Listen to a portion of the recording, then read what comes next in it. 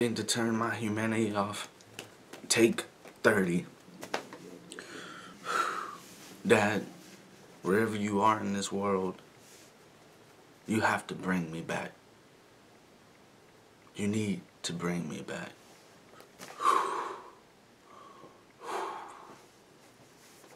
Here we go. I wonder what type of person I'll become. With my humanity off, I'm gonna, who knows, I might find a cure for cancer, cure for HIV. I might use a higher majority of my brain. Oh, I can't wait for this. You guys, this is about to be history in the making. I might just save the world. Here we go.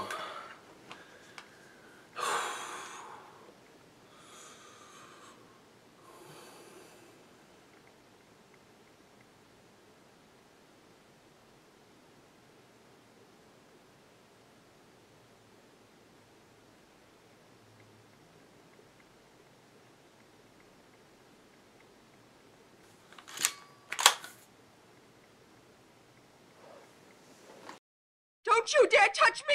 Stand back! No!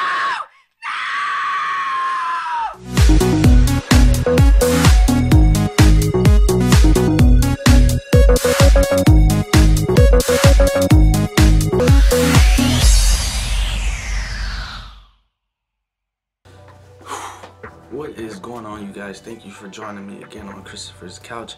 I am Christopher, and hey, don't worry, turn my humanity back on. It's me. It's me. It's me with my humanity back on, okay? I flipped the switch back on. And today I'm gonna be reviewing the mid-season finale for the Vampire Diaries Season 8, Episode 7. Next time I hurt someone, it could be you. Man, another good episode for this mid-season finale. Now, I'm gonna right out the gate say I didn't think that this episode was all of that in a bag of chips, but definitely still a good episode. I mean, we got more information out of this episode and things that happened. For instance, finding out that Celine actually met Stefan in the past, back in like 1970, when Stefan was a Ripper. Celine actually met him, and she was actually supposed to reap him. She was actually supposed to devour him and serve his soul up to Cade. But she saw good in him, even though Stefan was doing these terrible things to people, killing them and stuff like that. She could still see that in his heart he was good somehow. So she actually decided to not take his soul, and she erased Stefan's memory from all of that even happened, him just massacring that whole village. And so yeah, we find out that they've been to each other, that she erased her memory, and Cade actually realized that at that point in time he had lost faith in Sybil. I'm sorry, not Sybil, Celine, and lost faith that she could, get the job done. And at the same time, he actually got interest in Stefan, because he's just, he says the people he liked the most are the ones who are good but can be turned bad. And what caught his attention about Stefan was the fact that Stefan was able to, I guess, would unknowingly persuade Sybil to, not take his soul. So he found that was very interesting in Stefan.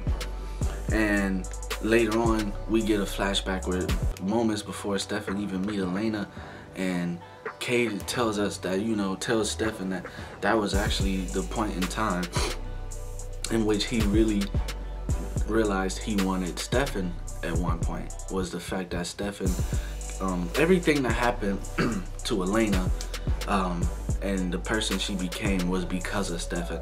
And he pointed that out to him, which actually makes sense. I mean, he pointed out that you just had to intervene in her life, and that none of this, anything that happened to her would have never happened if you know, would have just left her alone, never even tried to get to know her and stuff, she wouldn't have became this person that was on the right path, to a person that ended down the wrong path. And man, I mean, I gotta say that's actually pretty much the truth. I mean, if he never would have intervened in her life, never would have wanted to get to know her, she wouldn't be in a coffin right now, under a Sleeping Beauty spell. So I can't be mad at him about that. Cade is actually telling the truth about that.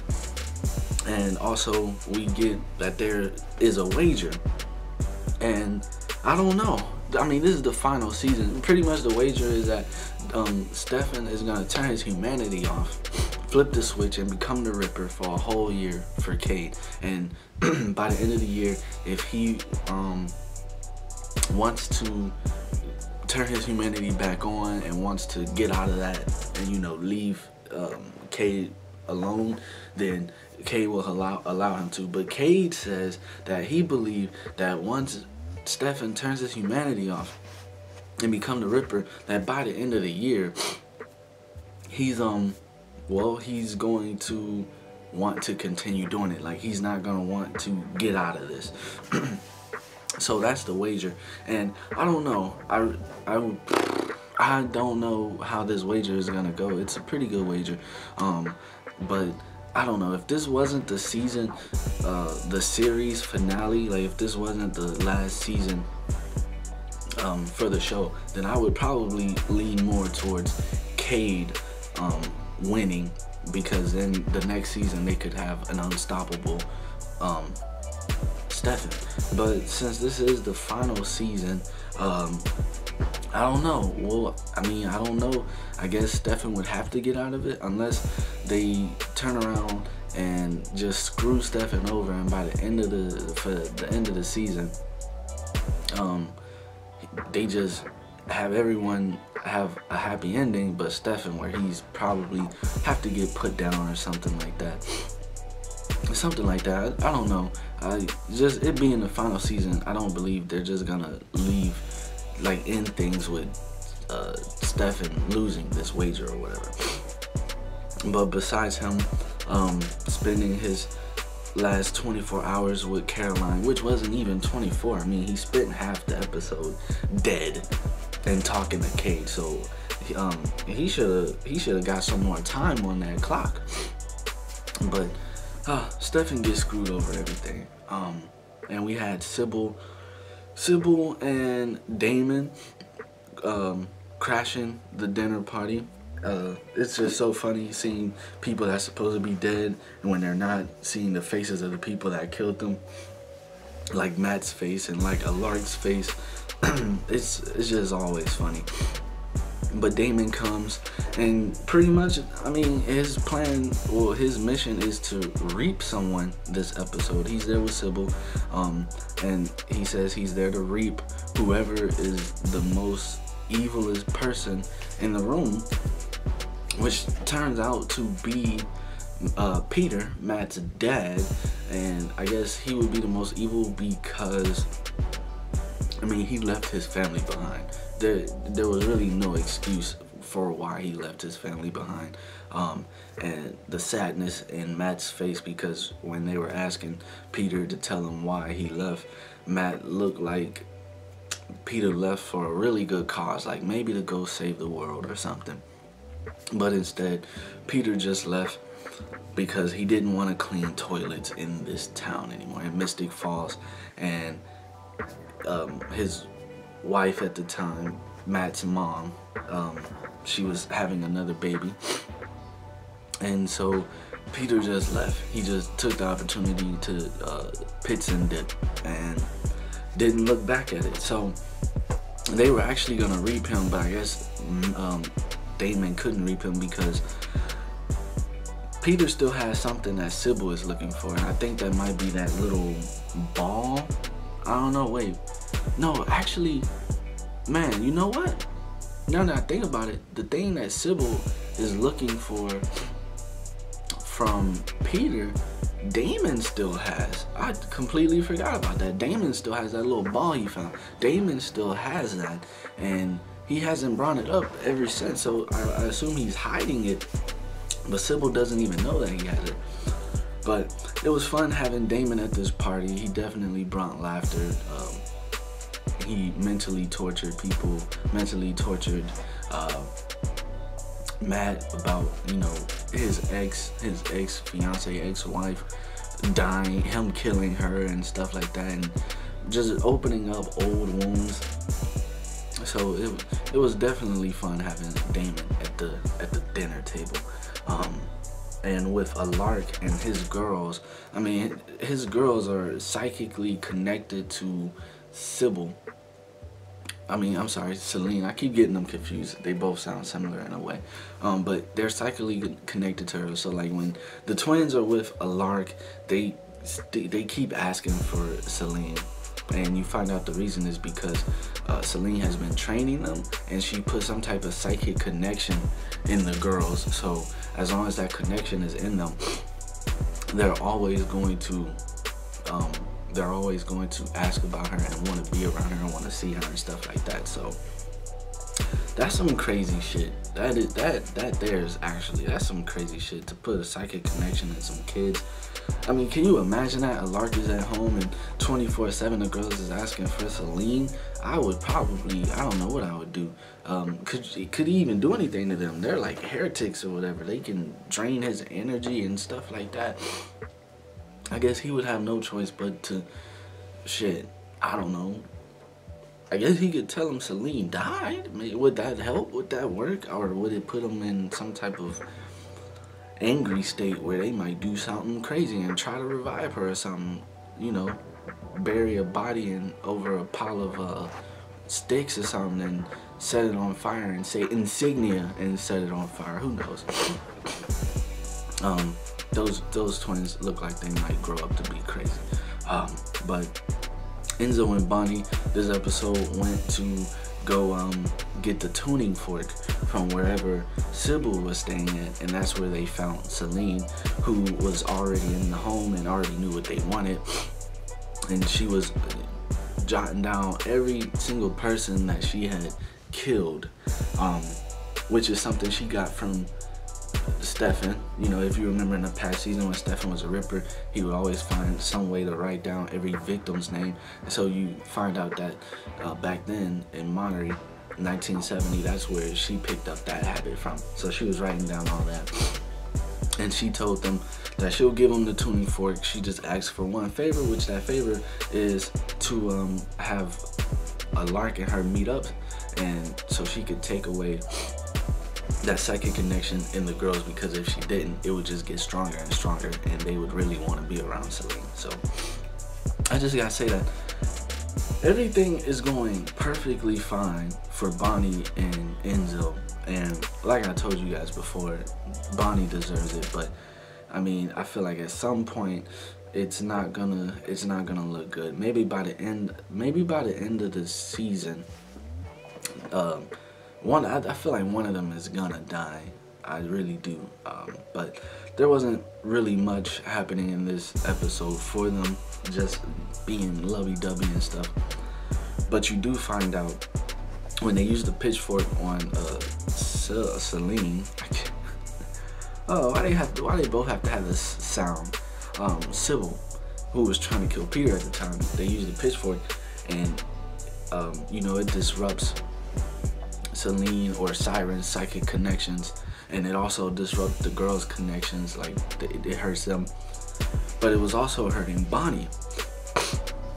And so later on, Bonnie says, you know, before she thought she was a witch, she was a psychic, and that's the same thing that happened with Cade. You know, Cade is supposed to be a psychic, and then the twins, you know, were supposed to be psychics too. So basically you find out that they all have some type of connection. They're all connected in some way.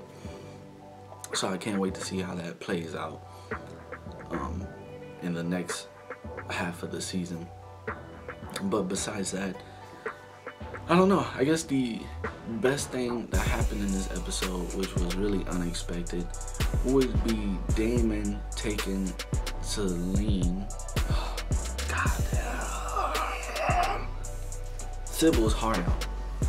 I mean, they had left the party, and it looked like things were about to get heated up for them too. Looked like Damon was about to go home and knock that out the park. But he takes out this gift that Caroline gave him earlier in the episode that he hadn't unwrapped or whatever, and Celine unwraps it, and then he opens it, and it's actually the charm, the necklace that Elena had in her first few seasons, the one we hadn't seen probably since I forgot which episode, where the charm had like this powerful magic, and I forgot what season it was, maybe 3 or 4 or something like that. But we hadn't seen it in a long time, so it's good that they brought it back. It brings back old memories. But yeah, he looks at it, and he start having flashback memories of him putting it on Elena and stuff like that, which is good, because I mean, we already know that Sybil pretty much replaced Elena in Damon's mind. So him having these flashbacks are really bringing out something that's still in him that Celine doesn't know is there. But anyways, so he puts it on her, and he keeps staring at it, and he like is bringing back old memories of someone I guess would have forgotten. And they kind of lean in for a kiss, and he just like snatches her heart out and sits her down. It's like every episode Damon has to kill someone, which is okay. It's been a while since we've seen him actually just snatch her heart out and show us that, you know, he still is a ruthless killer, goddamn. But anyways, snatch her heart out, sit her right there, and he left to pick up his brother. So, man, that was pretty much a recap of the whole episode. I mean, it was good. Just a few things I still want to know. Like, honestly, I think when the second half, somewhere in that second half, maybe even the beginning, I don't know, I think they probably might end up with a time skip. I guess they would have to end up with a time skip at some point in the second half of this season finale, so we can see what happens once that year is up, unless they end up beating Cade before the year is up. Another thing I want to know is, what is the flashbacks for Damon mean? I mean, he pretty much ripped out Celine's heart. Sybil, fuck, ripped out Sybil's heart, and it seemed like they were having a grown attachment towards each other. But now that he ripped the heart out, what does that mean? Are they gonna be able to save him? Will he end up saving himself? What did he save the necklace for? It's just so many questions. I don't know what's gonna happen to him, and we still need to know what that charm is that Sybil is looking for, that we know Damon has. What is that for and stuff like that. But can't wait for this next half of the season. And I just gotta say, this first season damn near was amazing. But this mid-season finale, I'm gonna give it a B+. It wasn't really just like for it to get an A or an A+, but a B+ is still good. Just can't wait for this second half. Like I said, this first half of this final season damn near is probably one of the best seasons that they've had in maybe a few years, give or take. But every season has been good, minus I mean the only season I actually really didn't like was the season with the Travelers. I thought that season was pretty stupid in my opinion, but after that they've still had some good seasons. I just feel like the storyline for this season has been really amazing compared to some of the recent storylines that they had. But hope you guys enjoyed my review, and as always, I want to thank you guys for taking the time to watch my videos. And if you find the time, please, if you have anything to say, you know, comment down below or whatever. If you liked anything I said, hit that like button. If you didn't like anything I said, you just want to be a hater, hit that dislike button. I don't care. And if you find time, please share, you know. Until next time, deuces.